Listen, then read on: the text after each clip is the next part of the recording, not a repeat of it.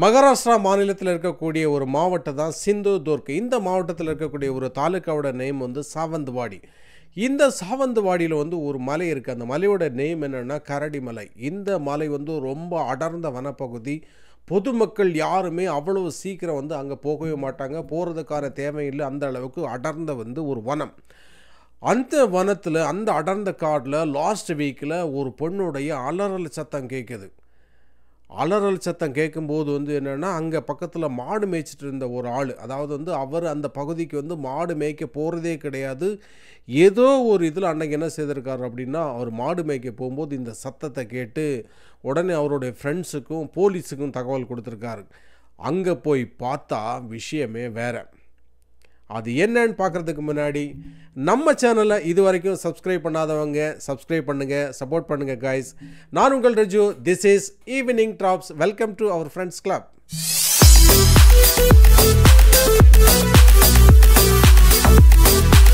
போலீஸ்காரங்க பார்க்குறாங்க. எல்லாருமே பார்க்கும்போது அவங்களுக்கு கிட்டத்தட்ட 50 வயசு இருக்கலாம். ஒரு நடுத்தர வயதான ஒரு பெண்மணி.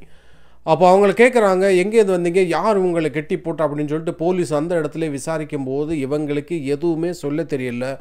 இவங்க வந்து திருன்னு முழிக்கிறது மட்டும் இல்லாமல் உடம்புல எந்த சக்தியுமே இல்லாதனால சோர்ந்து போய், அதுவும் இரும்பு சங்கிலியில் கட்டி வச்சுருந்துருக்காங்க இல்லையா. எத்தனையோ நாள் அவங்க வந்து எதுவுமே ஒரு பச்சை தண்ணி கூட குடிக்காமல், ஒரு ரெஸ்ட் எடுக்க முடியாமல் ரொம்பவும் படாத பாடுபட்டிருக்காங்க. அதனால அவங்களால பதில் சொல்லவே முடியலை. உடனே போலீஸ் என்ன பண்ணுறாங்கன்னா, அந்த இரும்பு சங்கிலியை அறுத்து அவங்கள வந்து ஒரு மெடிக்கல் காலேஜில், கோவா மெடிக்கல் காலேஜில் வந்து அட்மிட் பண்ணுறாங்க. அந்த நடுத்தர வயது பெண்மணிக்கிட்ட வந்து கொஞ்சம் டாக்குமெண்ட்ஸ் எல்லாம் இருக்குது. அந்த டாக்குமெண்ட்ஸ் எல்லாம் இவங்க வந்து சோதனை போடுறாங்க. சோதனை போடும்போது வந்து ஒரு பாஸ்போர்ட்டோடைய ஒரு காப்பி ஒன்று இருக்குது. அதில் பார்த்தா இவங்க அமெரிக்காவில் உள்ளவங்க அப்படின்னு சொல்லுது. அதையோட சேர்த்து ஒரு ஆதார் கார்டும் இருக்குது. அந்த ஆதார் கார்டை செக் பண்ணால் இவங்க வந்து தமிழ்நாட்டை சேர்ந்தவங்க அப்படின்னு அதில் காமிக்குது. அவங்களுடைய பேர் வந்து லலிதா கை அப்படின்னு காமிக்குது. இவங்க வந்து ஒரு பாலே டான்ஸர், யோகா படிக்கிறதுக்காக வந்து இங்கே வந்தது மாதிரி சில டாக்குமெண்ட்ஸ் எல்லாம் இங்கே இருக்குது, அதில் இருக்குது. அவங்க கையில் ஒரு மொபைல் ஃபோனு, அப்புறம் வந்து ஒரு டேபு, கூடவே வந்து ஒரு 31,000 ருபீஸ் இருக்குது. அப்போ வந்து போலீஸ் என்ன நினைக்கிறாங்கன்னா, இவங்களை வந்து காசுக்காகவோ இல்லைன்னா இவங்க கூட இருந்த எந்த பொருட்களுக்காக வந்து யாரும் என்ன செய்யலை, இவங்களை வந்து கடத்தினதில்லை. இது வந்து வேறு ஏதோ பிரச்சனை போல் இருக்குது, என்ன பிரச்சனைன்னு தெரியலை அப்படின்னு சொல்லிட்டு போலீஸ் மண்டையை பிச்சுட்டு இருக்கும்போது, ஏதாவது பேசுங்கம்மா அப்படின்னு சொல்லிட்டு இவங்க ஆங்கிலத்திலே வந்து என்ன கேட்குறாங்கன்னா, கொஷின்ஸ் கேட்குறாங்க. கேட்கும்போது இவங்க வந்து ஒரு அதிர்ச்சியில் இருக்காங்க. இதில் கட்டி போட்டதுனால நிறைய நாள் வந்து வெயில்லையும் தண்ணியெல்லாம் இல்லாமல் கஷ்டப்பட்டதுனால என்னென்னா அவங்களுக்கு வந்து பேச்சே வரமாட்டேங்குது. வராமல் பேபா அப்படிங்கிறாங்க. அப்புறம் வந்து வெயிட் பண்ணுங்க அப்படின்னு சொல்லிட்டு என்ன செய்கிறாங்கன்னா, பேப்பரில் எழுதி வந்து காமிக்கிறாங்க.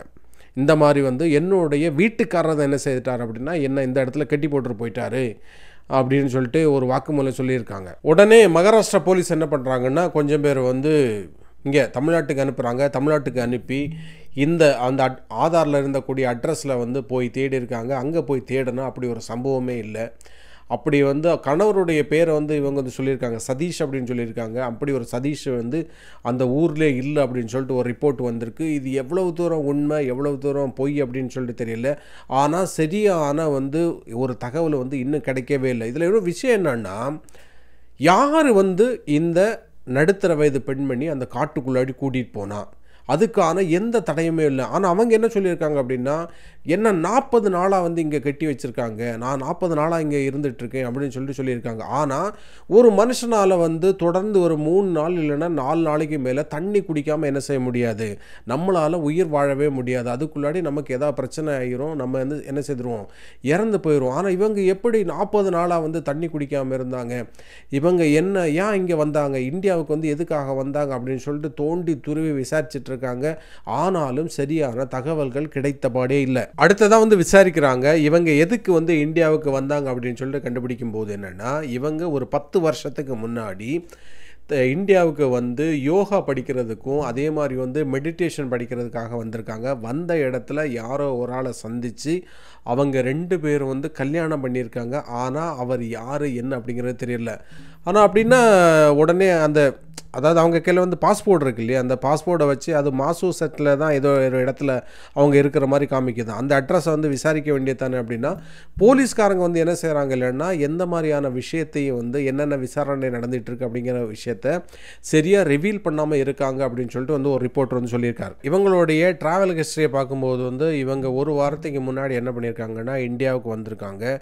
இந்தியாவுக்கு வந்து மும்பையில் தங்கியிருந்திருக்காங்க. அடுத்தது கோவா போயிருக்காங்க. ஆனால் கோவாலேருந்து மறுபடியும் இந்த கரடி மலைக்கு வந்து எப்படி வந்தாங்க அப்படிங்கிறது வந்து தெரியலை. யார் கூட வந்தாங்க அப்படிங்கிறது தெரியலை.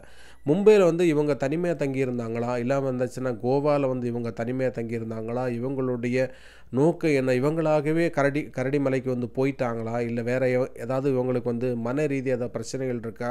ஆனால் ஃபஸ்ட்டு வந்து டாக்டர் என்ன சொன்னாங்க அப்படின்னா, இவங்களுக்கு வந்து மன ரீதியாக ஏதோ ஒரு பிரச்சனை இருக்குது, அப்படி தான் இவங்களுடைய இந்த ஆக்டெல்லாம் அப்படி தான் இருக்குது அப்படின்னு சொல்லியிருக்காங்க.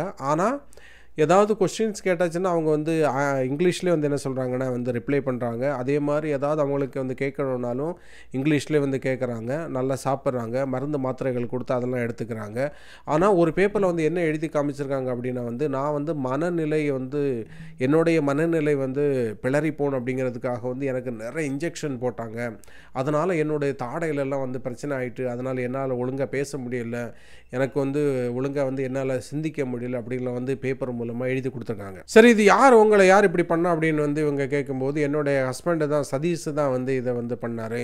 அவர் வந்து நான் இறந்து போட்டும் அப்படின்னு சொல்லிட்டு இந்த மரத்தில் கட்டி வச்சுட்டு அவர் எஸ்கேப் ஆகிட்டார் அப்படின்னு சொல்லியிருக்காங்க. ஆனால் அதுக்கான எந்த தடையுமே இல்லை. யார் இதை பண்ணியிருப்பா அப்படிங்கிறதுல வந்து எல்லாருக்குமே பயங்கரமான குழப்பமாக இருக்குது. சிசிடிவி கேமராஸ் எல்லாம் வந்து இப்போ என்ன பண்ணியிருக்காங்கன்னா செக் பண்ண ஆரம்பிச்சிருக்காங்க. அந்த கரடி மலைக்கு உள்ளே போகிற இடத்துல ஏதாவது வாய்ப்புகள் இருக்கா, இவங்க எங்கே வந்தாங்க போனாங்க, இவங்க கூட யார் இருந்தாங்க அப்படிங்கிறதெல்லாம் வந்து இவங்க இப்போது போலீஸ் வந்து என்னென்னா சர்ச் பண்ண ஆரம்பிச்சிருக்கு. ஆனால் இவங்க வந்து அமெரிக்கன் சிட்டிசனாக இருக்கிறனால வந்து என்னென்னா, அமெரிக்க தூதரகம் மூலமாக இந்தியன் கவர்மெண்ட்டுக்கு வந்து நல்ல அழுத்தம் கொடுக்குறாங்க. இவங்களுடைய கேஸ் என்னாச்சு, என்ன நிலைமையில் இருக்குது, அவங்கள இந்த மாதிரி துன்புறுத்துனது வந்து யார் கண்டுபிடிச்சிங்களா அப்படின்னு சொல்லிட்டு வந்து அழுத்தம் கொடுத்துட்ருக்கிறதாகவும், அதனால் வந்து சரியான விஷயங்களை வந்து இப்போதைக்கு ரிவீல் பண்ண முடியாது அப்படின்னு சொல்லிட்டு மும்பை போலீஸ் வந்து சொல்லியிருக்காங்க. ஆனால் பொதுவாக பார்க்கும்போது என்ன அப்படின்னா, இவங்களை வந்து யாரோ ஒரு ஆள் கூட்டிகிட்டு போயிருக்காங்க அப்படிங்கிற மாதிரி தான் மேலோட்டமாக நமக்கு பார்க்க முடியுது. இவங்களுக்கு தெரிஞ்ச ஒரு ஆளோ 2 பேரோ, அது எத்தனை பேர் அப்படின்னு தெரியல, இவங்க கூட்டிகிட்டு போயிருக்கிறாங்க. போனதுக்கப்புறம் அவங்களுக்கு வந்து இவங்களை கொலை செய்யணும் அப்படிங்கிற எந்த நோக்கமும் வந்து இருந்தது மாதிரி தெரியல. அப்படியே தான் இருந்திருந்து அப்படின்னா நிச்சயமாக வந்து அந்த இடத்துலேயே வந்து என்ன செய்திருப்பாங்க, அவங்க கொலை பண்ணியிருப்பாங்க. ஆனால் அந்த மாதிரியான எதுவும் பண்ணாதனால அவங்களுக்கும் ஏதோ கொஞ்சம் மனசாட்சி இருக்குது. இந்த பிரச்சனை வந்து இந்த நடுத்தர பெண்மணிகிட்ட தான் இருக்கா, இல்லை பிரச்சனை வந்து அவங்கள கொண்டு வந்து கெட்டி போட்டவங்கள்ட்ட இருக்கா அப்படிங்கிறது வந்து நமக்கு சரியாக தெரியல. ஆனாலும் அந்த நடுத்தர வயது பெண்மணிக்கிட்ட யார் இப்படி வந்து ஒரு மனசாட்சியே இல்லாமல் நடந்துக்கிட்டா அப்படிங்கிற நினைக்கும் போது அது ஒரு பெரிய கொஸ்டினாக இருக்குது. ஏன் இந்த மாதிரி பண்ணியிருக்காங்க, அவங்க என்ன தான் தப்பு பண்ணியிருந்தாலும், இல்லைன்னா அவங்கள்ட்ட வந்து என்ன பிரச்சனை இருந்திருந்தாலும் இந்த மாதிரி ஒரு காட்டுக்குள்ளாடி கொண்டு போய் கெட்டி வச்சு நீ அப்படியே இறந்து போ அப்படின்னு விடுறதா, அது வந்து மனசாட்சி இருக்கிற மாதிரி தெரியல. இல்லை, அவங்களுக்கு பிரச்சனை இருந்திருந்தால் என்ன செய்திருக்கலாம், ஹாஸ்பிட்டலுக்கு அட்மிட் பண்ணியிருக்கலாம். இல்லாமல் இருந்தாச்சுன்னா ஒரு ஃப்ளைட் டிக்கெட்டே போட்டு அவங்கள அமெரிக்காவுக்கே அனுப்பி வச்சிருக்கலாம். ஏன்னா அவங்க அமெரிக்கன் சிட்டிசன், அவங்கள அங்கே பார்த்துக்கிறதுக்கு வந்து ஆட்கள் இல்லாமல் இருந்திருக்க மாட்டாங்க. இல்லைன்னா கவர்மெண்ட்டே என்ன செய்திருக்கும், ஏதோ ஒரு விஷயத்தை செய்திருக்கும். இருந்தாலும் இந்த நடுத்தர வயது பெண்மணிக்கு ஏதாவது ஒன்று நடந்துச்சுன்னா அது நமக்கு மட்டும் அவமானம் இல்லை, நம்ம நாட்டுக்கே அது அவமானம். என்ன சொல்லுவாங்க, இந்தியாவுக்கு பொம்பளைகள் போனால் அவங்களுக்கு வந்து பாதுகாப்பு கிடையாது, அவங்கள வந்து இந்த மாதிரி வந்து சங்கிலியால் வந்து கட்டி வச்செல்லாம் கொன்னுருவாங்க அப்படின்னு சொல்லிட்டு இன்டர்நேஷ்னல் அளவில் இந்தியாவுக்கு மேலே வந்து என்ன ஆகும்னா வந்து ஒரு மோசமான தாட்ஸ் உருவாகிறது மட்டும் இல்லை, அது வந்து பல செக்டரையும் வந்து பாதிக்கும். முக்கியமாக வந்து என்னென்னா இந்த சுற்றுலா வராங்கல்ல, இதெல்லாம் வந்து நிச்சயமாக பாதிக்கும்.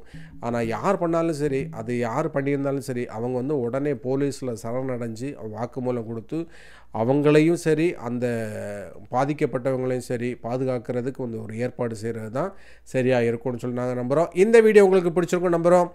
நம்ம சேனலை மறக்காமல் சப்ஸ்கிரைப் பண்ணுங்கள். இன்னும் இதே மாதிரியான ஒரு சூப்பரான வீடியோவில் உங்களை சீக்கிரமாக சந்திக்கிறேன். அது வரைக்கும் பை பாய், see you.